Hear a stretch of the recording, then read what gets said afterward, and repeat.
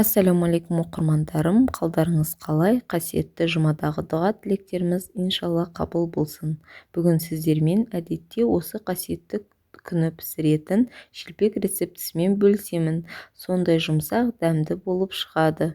Ол үшін бізге ұн, сүт, су, маргарин майы, қант, тұз, ашытқы және сұйық май қажет. Қажет заттар мөлшері видео астында жазылған. Алдымен шұңғыл ыдысымызға жылы суды құямыз, кейін ашытқы және 1 шай қасық қант қосып араластырамыз. Бетін жауып 10-15 минутқа тынықтырып қоямыз. Ашытқымыз езіліп, реакцияға түсуі қажет.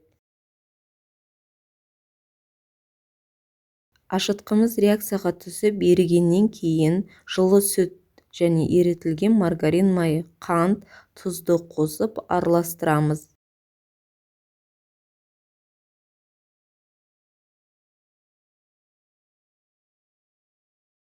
Кейін біртіндеп ұн қосып отырып, араластырып, жақсылап қамыр илейміз. Қамырымыз қолға жабысыңқырап, кішкене сулау болып, жұмсақ болуы қажет.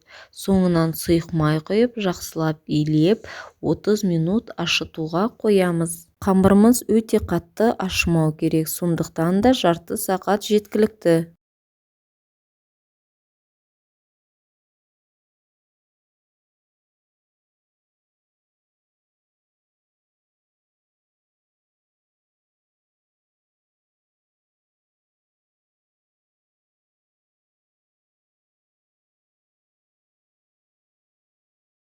Ашыған қамырды үстел үстінде жақсылап илеп, иін қандырып, ұзыншақ пішінге келтіріп, 7 бөлікке бөлеміз.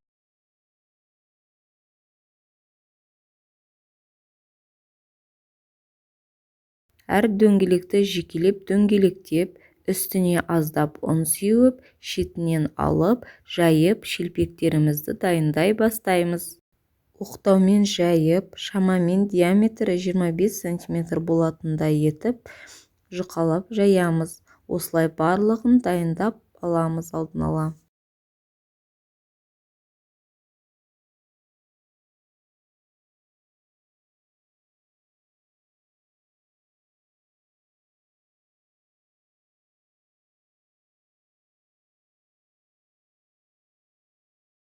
Табаға майымызды құйып, жақсылап ысытамыз. Ысыған майымызға шелпектерді салып, екі жағын алтын түстес етіп, сарғайтып, пісіріп аламыз. Табағымызға артық майы сіңу үшін қағаз майлық төсеп, шелпектерді аламыз.